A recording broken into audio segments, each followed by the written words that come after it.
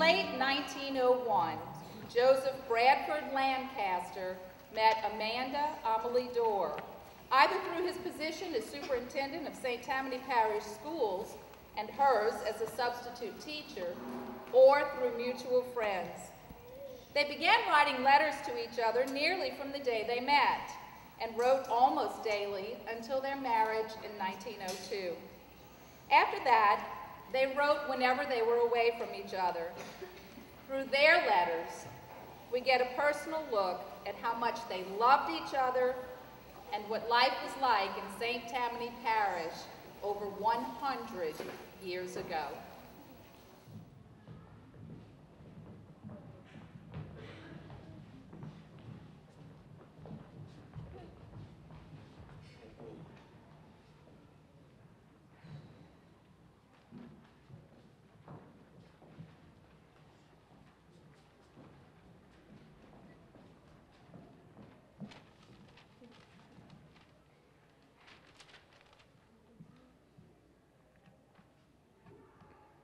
In 1901, the technology that we take for granted in our everyday lives did not exist. No internet, computers, smartphones, or television, crossword puzzles, iced tea, or the last 5 states of the United States.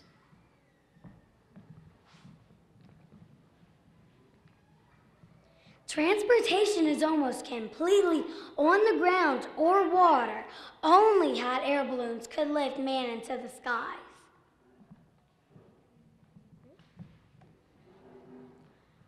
The world's map is very different, and many countries in our news today did not exist in 1901, went by different names, or are coming on the past 111 years.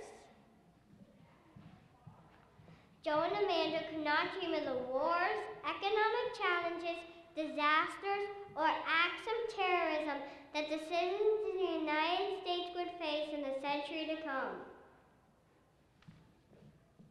In 1901, automobiles are just beginning to compete with horses, wagons, and carriages for space in the streets. Doctors make house cars and only 10% of them have college degrees. Less than 5% of Americans are born in hospitals. Only 6% of Americans have graduated high school. Only 8% of the people have a telephone. Teddy Roosevelt has become president after President McKinley was assassinated. Adults in their 40s and older remember the upheaval of the war between the states. Most veterans of that war are in their late 50s and 60s.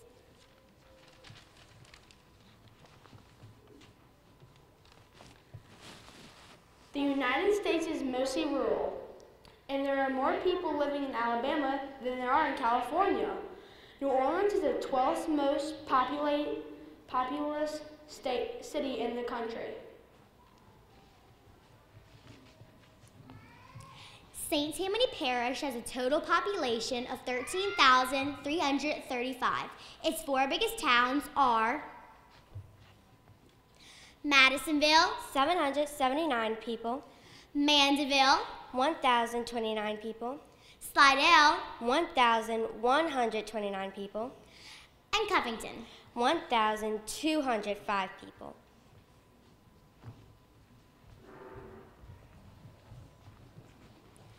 But progress is on the move. In the early 1900s, electricity, telephones, and waterworks come to towns in St. Tammany Parish. St. Tammany Parish is linked to New Orleans with a railroad line, 3 sailing ships, and 1 steamer. Boats crisscross the lake carrying many different products from St. Tammany to New Orleans and back. In the summer of 1901, a new schooner is christened in Madisonville by Miss Amanda Dorr before it is sailed across the lake to New Orleans. Mr. Joseph B. Lancaster presented the owners with a searchlight as a surprise party. And so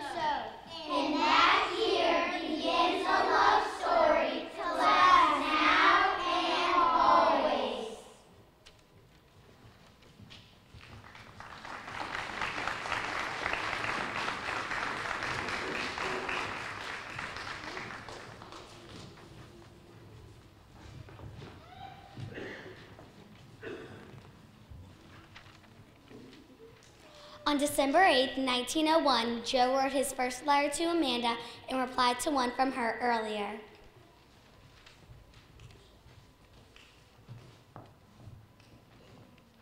My dear Miss Amanda, it is now just the eve of midnight, and nothing could be a more pleasant event to close the day than thinking of and writing you. It is very pleasant to me to know that you are most sincerely my friend, and I highly appreciate your friendship. With my heart's best wishes that your life may be replete with happiness and success. I am now, as always, most sincerely yours, Joseph B. Lancaster.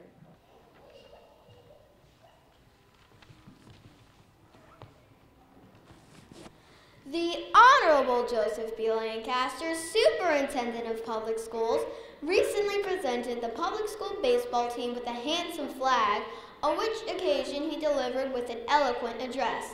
The flag was made and donated by Miss Amanda Dorr.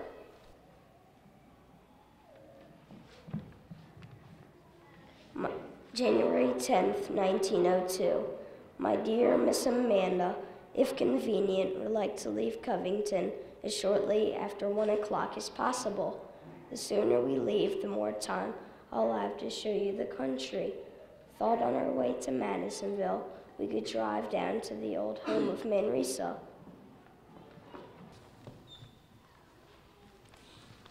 My dear Mr. Lancaster, I shall be most pleased to be ready for a drive as soon after 1 as you care to come.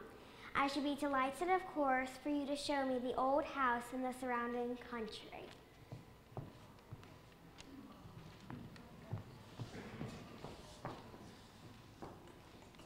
By January 21st, the relationship was progressing nicely, and letters from Joe were being addressed to my sweetheart and my well-beloved.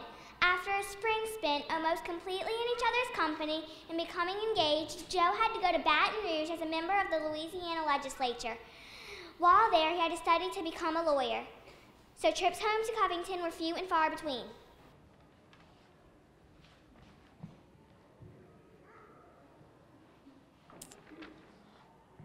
May 3rd, 1902. My darling sweetheart, your sweet and gracious letter was much welcome. I too feel blue and wait for my sweetheart, and always longing for the time when I could go to you. I thought that love and I would always be strangers, but here I am, a captive in its enhancing charm. With the best and truest love, I am now and always sincerely and lovingly yours, Joseph B. Lancaster.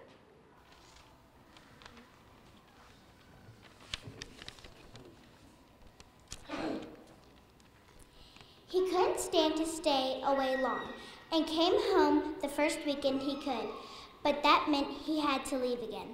June 3rd. I attended the wedding of Miss Johnson this morning. Dr. and Miss Towson sat back of me. The doctor was hardly seated when he leaned over to me and said quite loudly, Miss Dorr, how soon will we all be here to see you come down the aisle to be married? There is something very solemn to me in a church wedding.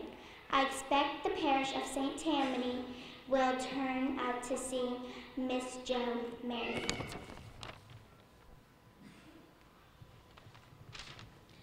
May 11th. We have just finished supper, and how I miss you sitting by me. It doesn't seem like Sunday at all. Sweetheart, I could not defer until tomorrow, telling you how much I miss you and how much my heart ached when the train slowly pulled out this afternoon.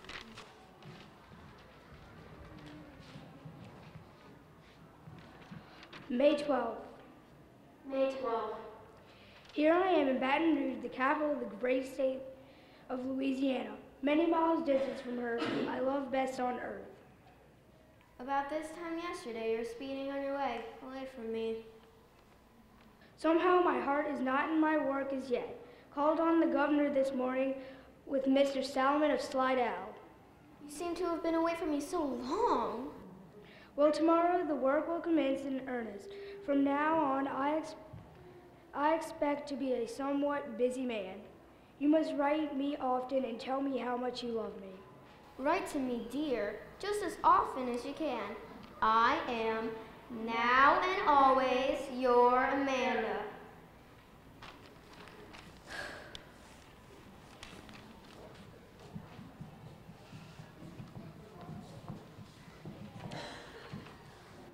3 days later, Amanda had to act as a substitute teacher for her sister Bertha. She wrote to Joe about the experience.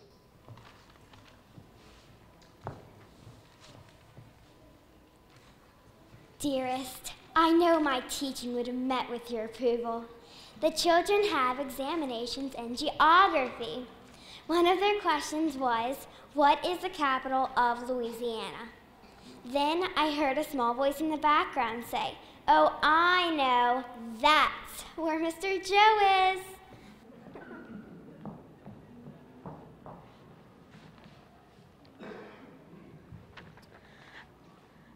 May 20th, 1902. A counting child with impatience that keeps me from you. My only hope is work. Tomorrow, the convention of parish superintendents will meet here tomorrow to discuss grave questions of education. A question which will call for all that's in me.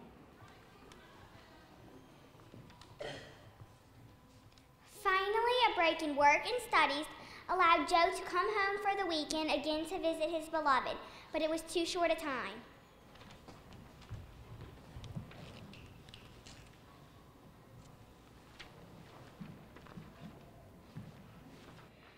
May 26th.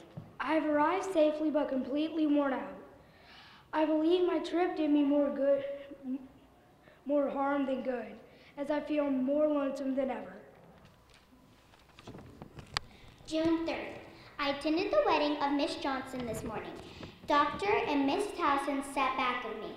The doctor was hardly seated when he leaned over to me and said quite loudly, Miss Dorr, how soon will we all be here to see you come down the aisle to be married? There is something very solemn to me in a church wedding. I expected the parish of St. Tammany will turn out to see Miss Joe married.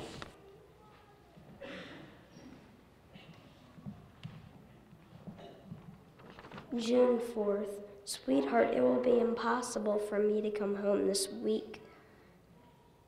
I need all the time I could get to put in all my studies, as I cannot put off my examination much longer.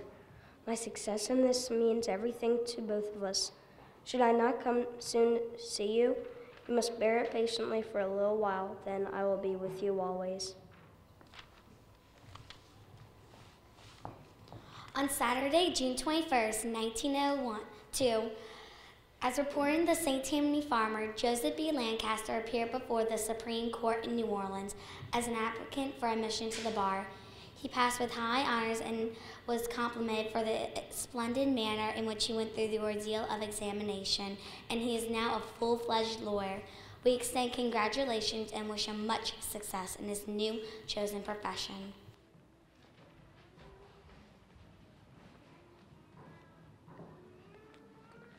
With the passing of the bar and the conclusion of the legislative session, Joe and Amanda can now be together.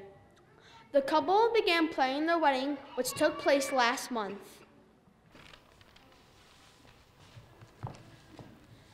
Letters and notes flew back and forth with plans who would be in the wedding party, shopping trips, changes they would like in the rental house owned by Mr. Frank Marsland, and how busy Joe was with his new law practice.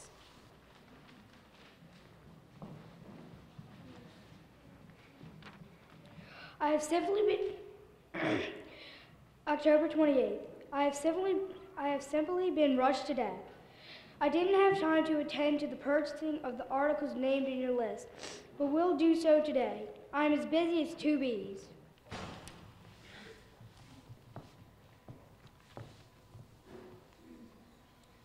Telegrams, letters, and gifts flowed in, and the write-up in the paper declared, the bride never appeared to be better advantaged, being beautifully gowned in white organdy with point lace. She carried a shower bouquet of bride roses.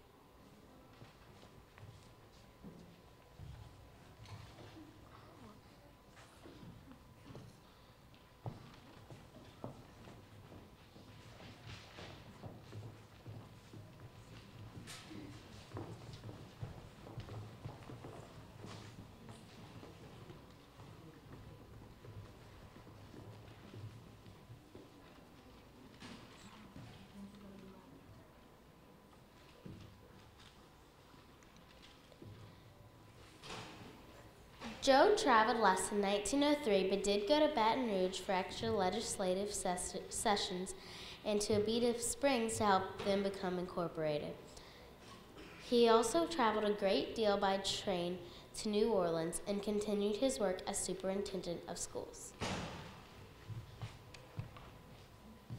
The family began to grow, first with the birth of a son named for his father, known as Bradford. Then a daughter named for her mother. Then came along Charlie, Catherine, and Edith.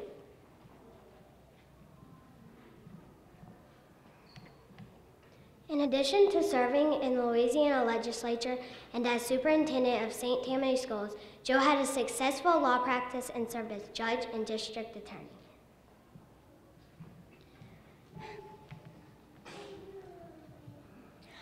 But life was not kind. Amanda had a paralyzing stroke in the spring of 1916. Her youngest child was just over a year old. Joe died unexpectedly 6 weeks later on May 30th, 1916, at the age of 51. All of St. Tammany and Washington parishes mourned him, and the paper records his funeral at St. Peter's to be the largest ever taking place at St. Tammany.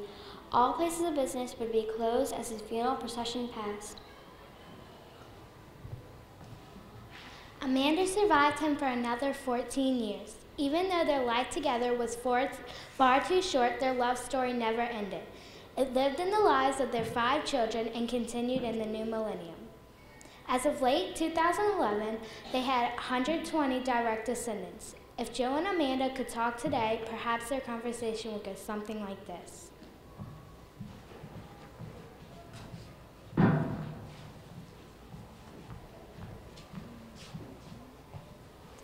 My dear Amanda, I hope that I have lived up to your hopes and dreams. I never aspired to be a rich man, and worked hard to make sure that you and children led at least a comfortable life. You and they are the center of my life, and we will leave history to record whether my other efforts have been worth it.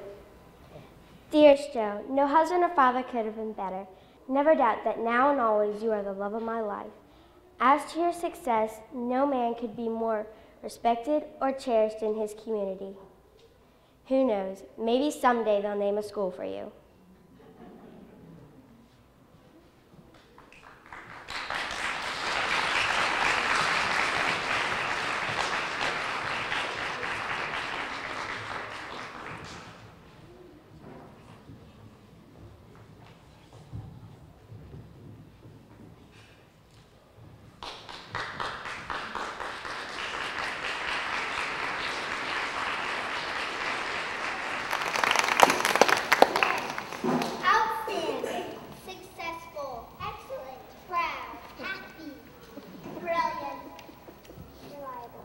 Amazing, dearest, first, Outgoing, recognizable, Dependable, loving, attractive, noble, courageous, alive in our hearts. superintendent, terrific, elegant,